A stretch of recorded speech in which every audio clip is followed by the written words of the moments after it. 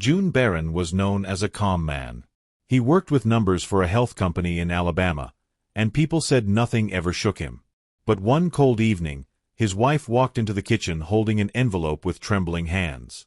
"June," she said, tears in her eyes. "I have news." She placed an ultrasound photo on the table. "We're having a baby." June looked at the picture. In the corner were 2 words, 12 weeks. He did the math instantly. His face stayed still. He opened his briefcase and placed a brown folder beside the photo. "That is important news," he said quietly. "Now look at this." Audrey frowned. "What is it?" "Open it." She pulled out the first page and began reading. Her smile vanished. The ultrasound slipped from her hand. June leaned back. "So tell me, Audrey, whose child is it?" Audrey stared at him, unable to speak. "June, there must be some mistake." "No mistake," he replied. She shook her head quickly. "Doctors can be wrong." "Not this time." His voice was calm, which scared her more than anger. He slid more papers across the table. "What are these?" she whispered. "A record of your late nights. Dates. Times. Hotel charges." Audrey's breathing changed. "The Marriott downtown," June said. "Every Tuesday for 6 months." Tears filled her eyes. "No." He placed photos beside the papers. Pictures of Audrey walking into the hotel with another man. Pictures of them leaving together hours later. She covered her mouth. June spoke again. "Williams Arnold. Your boss." Audrey began crying. "I was going to tell you." "When?" June asked. "After I raised his child?" She said nothing. June nodded slowly. "That answer tells me enough." June had once trusted Audrey completely. They met young, lost touch, then found each other years later. Their second chance became marriage. They bought a small house in Alabama and built a quiet life together. The only thing missing was a child. For 3 years they tried. Every month ended in disappointment. One evening June said, "We should both get tested." Audrey paused too long. "My doctor says I'm fine," she replied. "Then I'll go." "Do we need that?" she asked quickly. "Maybe it's stress." June ignored the strange look on her face. A week after his test, the doctor sat across from him. "Mr. Barron, you have azoospermia." "What does that mean?" "It means natural conception is impossible." Those words followed him home. He never told Audrey. Something inside him wondered why she did not want him tested. After the diagnosis, June noticed changes. Audrey was suddenly busy all the time. "Late meeting," she said every Thursday. "Dinner with friends," she said every Tuesday. Always Tuesday. Always Thursday. June worked with patterns. Repetition meant something. So he built a spreadsheet. Date. Excuse. Time she returned home. Within weeks, the picture became clear. Then there was her phone. It once stayed on the counter. Now it never left her purse. One morning she forgot it on the couch. The screen lit up. "Williams. Miss you already. Tuesday feels far away." June read it once. That was enough. He placed the phone back exactly where it was. When Audrey returned, she smiled. "Coffee?" "Sure," he answered. That afternoon he hired a private investigator. The man asked, "You want comfort or truth?" "Truth," June said. "Truth hurts first," the man replied. 6 weeks later, the investigator returned with a thick file. "You were right," he said. June opened it carefully. Photos. Hotel records. Timestamps. Receipt copies. Audrey and Williams entering together. Audrey and Williams leaving together. Again and again. Then June froze at one photo. Thanksgiving dinner.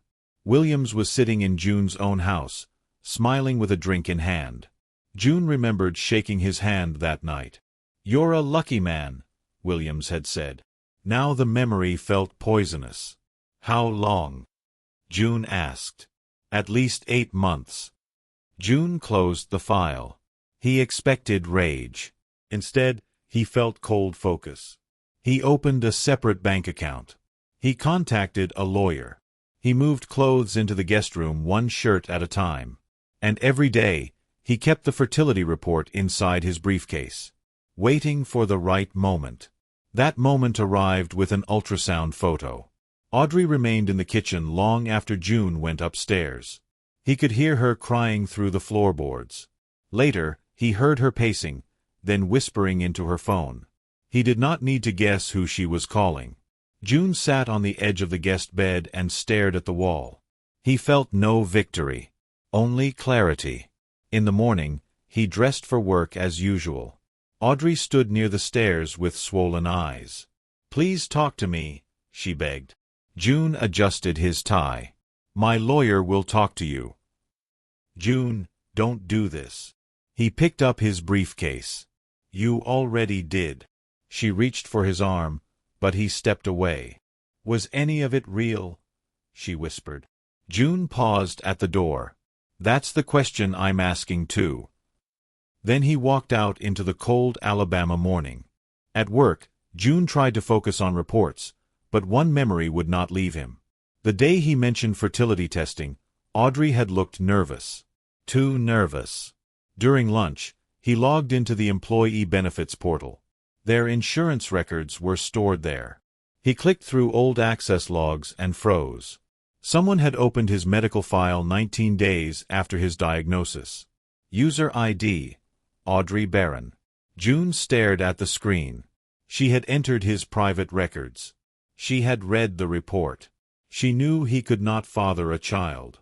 Yet weeks later, she came home smiling with an ultrasound photo. June printed the access log immediately. His hands were steady, but his jaw tightened. This was no panic lie. It was planned deception. She intended to let him believe the child was his. June folded the paper carefully and placed it inside his folder. Then he called his lawyer. Patricia Lane was known across Alabama as a sharp divorce attorney. She read every page in silence. The fertility report, the photos, the hotel charges, the portal access log. Finally, she removed her glasses. "Your wife accessed private medical records through company credentials," she said. "That changes everything." June sat quietly. "Can it help?" "Yes," Patricia replied. "It shows knowledge and intent." She tapped the paper. "She knew you were not the father before announcing the pregnancy." June asked, "What happens now?" Patricia smiled slightly. "Now we become very organized." She filed for divorce that same afternoon. She also requested a paternity test and emergency protection of shared assets. "Move nothing else without telling me," she said. "And don't argue with her." June stood. "I don't need to argue." Patricia nodded. "Good. Let documents do the talking." June left her office feeling the first hint of control return. When June returned home, Audrey was waiting in the living room. Her eyes were red, and packed suitcases sat near the couch. "I can explain," she said quickly. June set down his briefcase. "Can you explain reading my medical file?" Her face lost color. "What?" He handed her the printed access log. She looked once and began shaking. "June, I only checked because I was worried." "Worried about what?" he asked. "That your lie would fail?" Tears streamed down her face. "I was scared." "No," June said. "You were calculating." She dropped into a chair. "I never meant to hurt you." June gave a short laugh with no humor in it. "You planned to name me father of another man's child." Audrey covered her face. "Please." June picked up the suitcases and placed them by the door. "Your parents' house is 20 minutes away. Go there." 2 weeks later, the paternity test results arrived. Patricia called June personally. "As expected," she said. "You are not the biological father." June closed his eyes for one moment. Not from pain. From confirmation. Later that day, mediation began. Audrey's lawyer asked for the house, monthly support, and a settlement. Patricia calmly placed folders across the table. The affair records. The false expenses. The portal log. The paternity report. Audrey's lawyer read in silence, then requested a recess. 30 minutes later, he returned looking defeated. Audrey would keep her car and personal savings. June would keep the house, retirement accounts, and no obligation to the child. Audrey signed without speaking. As she stood to leave, she looked at June. "Did you ever love me?" June answered honestly. "I loved the person I thought you were." She lowered her head and walked out.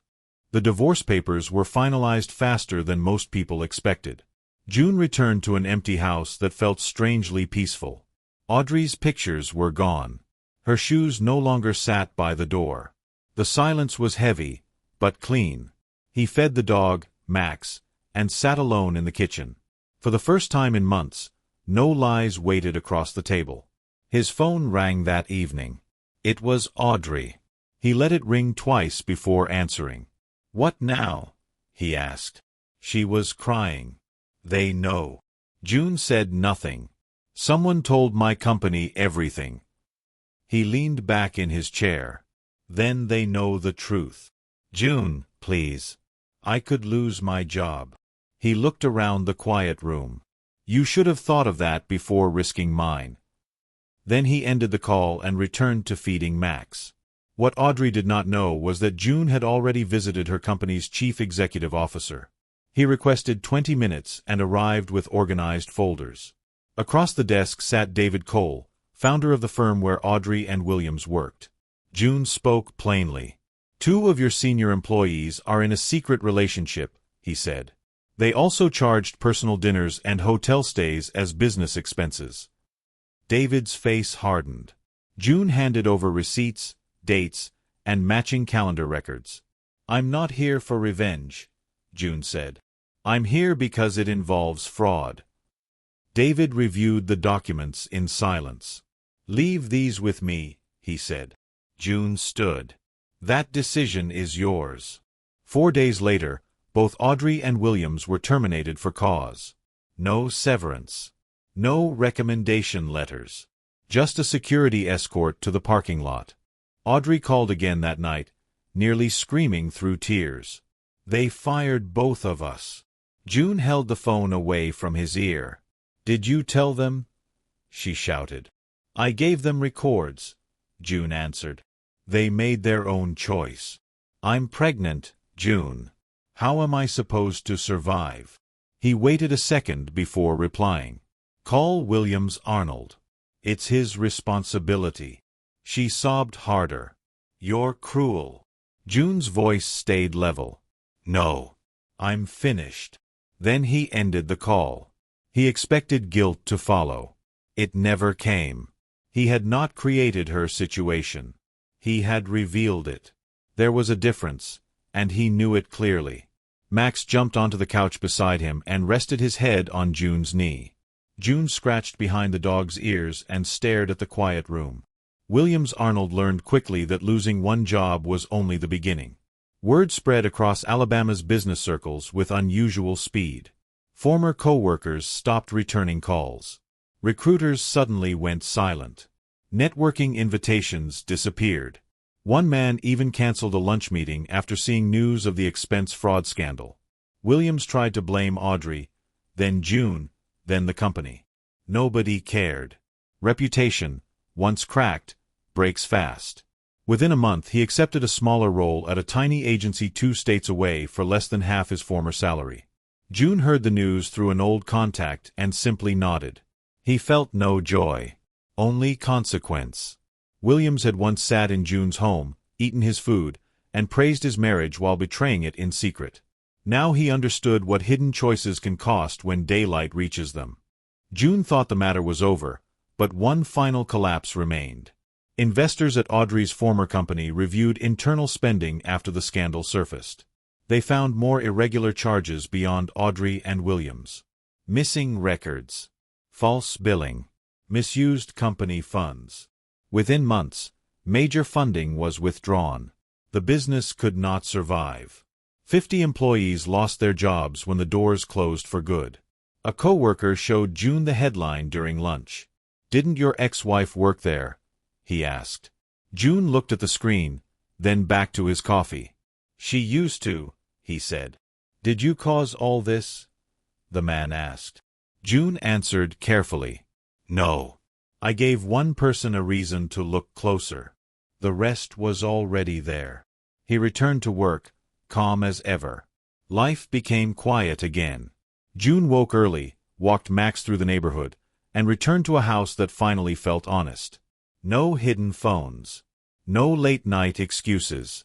No tension waiting behind the front door. Friends began inviting him out more often, but he declined most nights. Peace was still new, and he wanted to understand it. One evening his neighbor, Mrs. Carter, saw him trimming the yard. "You seem lighter," she said. June smiled faintly. "Less weight in the house." She laughed. Good answer. He did not tell her everything. Some stories were too ugly for casual talk. But she was right. He carried himself differently now. Betrayal had bruised him, but it had also removed an illusion. And illusions, once broken, never asked to be carried again. A month later, Audrey sent a message asking to meet. June ignored it. Then another came. "Please. Just once." Patricia advised caution but said there was no legal issue. June agreed to meet in a public cafe. Audrey looked thinner and exhausted. She held a cup she barely touched. "Thank you for coming," she said softly. June sat across from her. "You have 10 minutes. Tears formed immediately. "I made terrible choices." "Yes," he said. "I was unhappy. I felt trapped." June looked at her steadily. "Lots of unhappy people don't commit fraud and deception."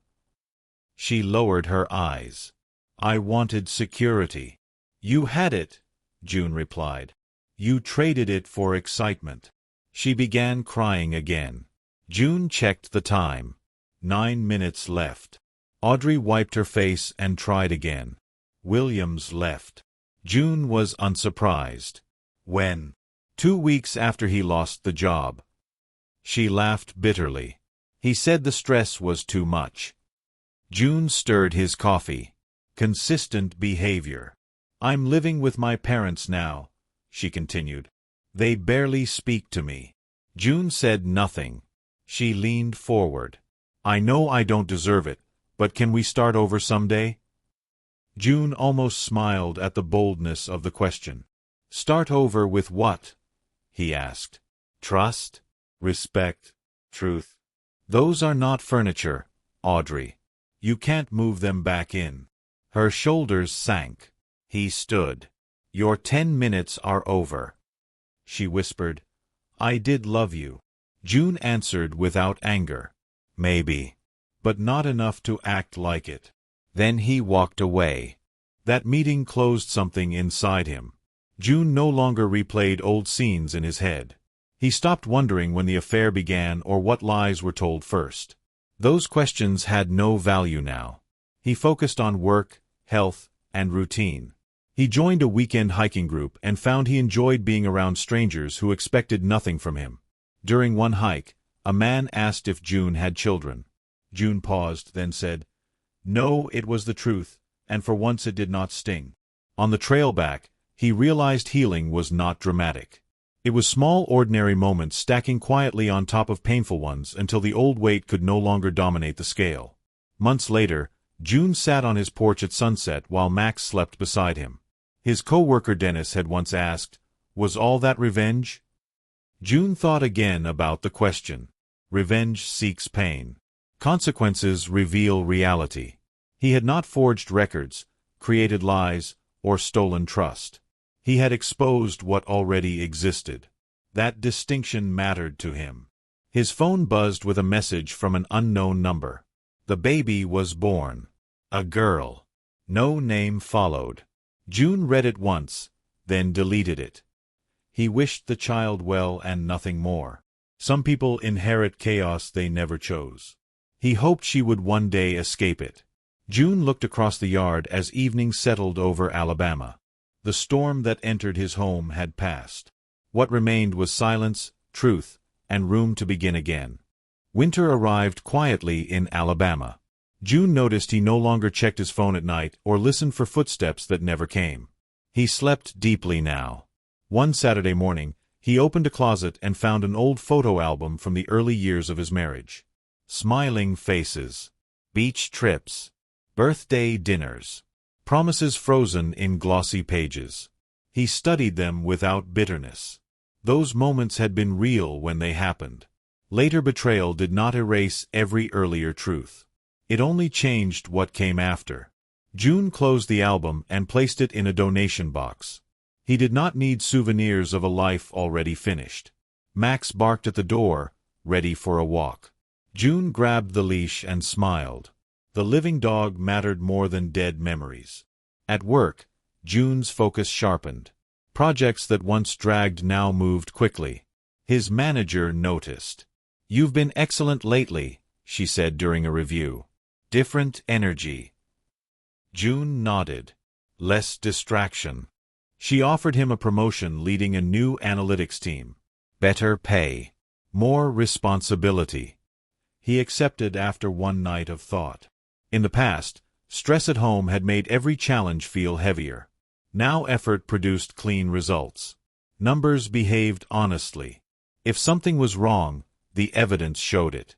There were no fake smiles or hidden hotel receipts in a spreadsheet. On his first day in the new role, he stood before the team and said, "We solve problems by facing facts early." Several people wrote it down. June almost laughed at the irony. Spring brought more invitations. Friends who had quietly stayed close during the divorce pushed June to rejoin normal life. He attended a neighborhood cookout and found himself enjoying simple conversation again. There he met a school librarian named Nora. She was warm, sharp, and unimpressed by polished nonsense. When a man bragged too loudly about his investments, she muttered, "That speech needs a refund." June laughed harder than he had in months. They talked beside the grill until sunset. Books, travel, dogs, music. No games. No performances. Before leaving, she scratched Max behind the ears and said, "Your dog has better judgment than most people." June replied, "He's had practice." She smiled and handed him her number. June did not rush anything with Nora. They met for coffee, then dinner, then long walks where conversation moved easily. One evening she asked, "Why did your marriage end?" June considered the question carefully. "Dishonesty," he said. "That simple?" she asked. "That complete?" he replied. He did not unload every detail. Pain does not need to become a personality. Nora respected the boundary. She spoke about her own past mistakes without dramatics or blame. June noticed how rare accountability sounded when spoken plainly. Weeks later, when she said she would call at 7, the phone rang at 7. Such a small act. Yet reliability can feel luxurious after betrayal. June began trusting tiny things first. That was enough. One afternoon, June received a letter forwarded from his old address. The handwriting was Audrey's. He stared at it for a long moment, then opened it outside over the trash bin. She apologized again. She wrote that motherhood was hard, money was tight, and she finally understood what she had destroyed. She asked for forgiveness, if not friendship. June read every line once. Then he folded the paper neatly and threw it away. Forgiveness, he knew, did not require renewed access. Some doors close because wisdom locks them. He went inside, poured fresh coffee, and joined Nora in the backyard where Max chased a ball through the grass. "Everything okay?" she asked. June looked at the sunlight on the lawn. "Yes," he said. "Everything is finally okay." Summer settled warmly over Alabama. June and Nora grew closer without forcing anything.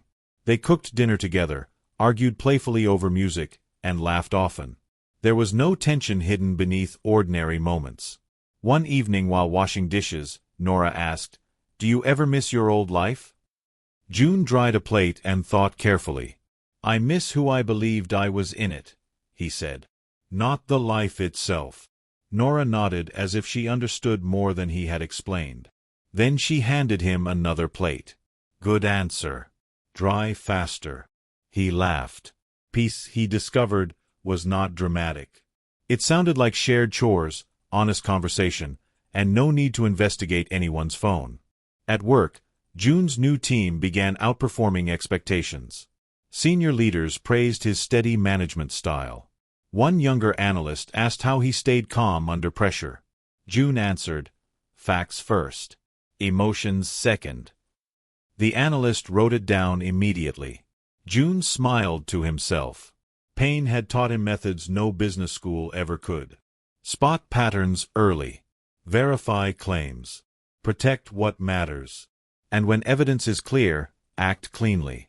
After the meeting, he looked through the office window at the city below. There had been a time when he felt his life collapsing. Now he was building one with stronger materials. Not hope alone. Structure. Months later, June and Nora took a weekend trip to the mountains. They hiked quiet trails while Max ran ahead like an excited guide.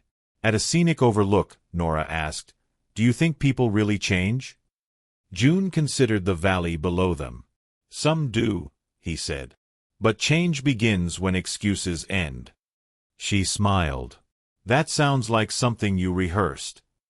"No," he replied. "Just something I learned the expensive way." They stood together in the wind, saying nothing for a while. Silence no longer reminded June of betrayal. In the right company, silence felt restful. That fall, June received news that Audrey had moved out of her parents' home and taken a small apartment near a daycare center. He heard it through a mutual acquaintance who seemed eager for gossip. June stopped him gently. "I don't need updates," he said. "But don't you want to know how she's doing?" the man asked. June shook his head. "No. I want to know how I'm doing." The man laughed awkwardly, then changed the subject. June walked away feeling lighter. Detachment was another form of freedom. You do not fully heal while still monitoring the wreckage behind you. Near the end of the year, June hosted a small dinner for friends. Nora helped in the kitchen while Max patrolled for dropped food.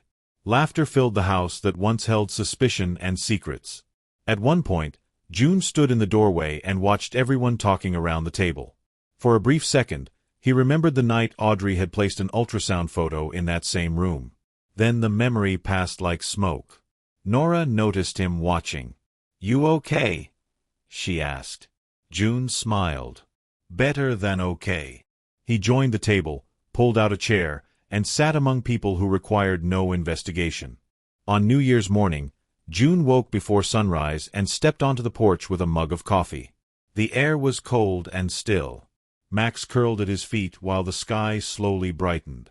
A year earlier, he had been living inside suspicion, silence, and carefully hidden evidence. Now the same porch felt like the entrance to a different life. Nora opened the door behind him and wrapped a blanket around his shoulders. "Thinking too hard already?" she asked. June smiled. "Just measuring distance." "From what?" she said. He looked toward the horizon. "From who I used to be." She kissed his cheek and stood beside him as the first light reached the yard. Later that week, June cleaned out the last drawer in his office at home. At the back sat the old brown folder that had once traveled everywhere with him. Inside were the fertility report, hotel receipts, photographs, legal copies, and access logs. Papers that had ended one life and protected another. He read none of them. Instead, he carried the folder outside to the fire pit in the yard. Nora watched from the steps but said nothing.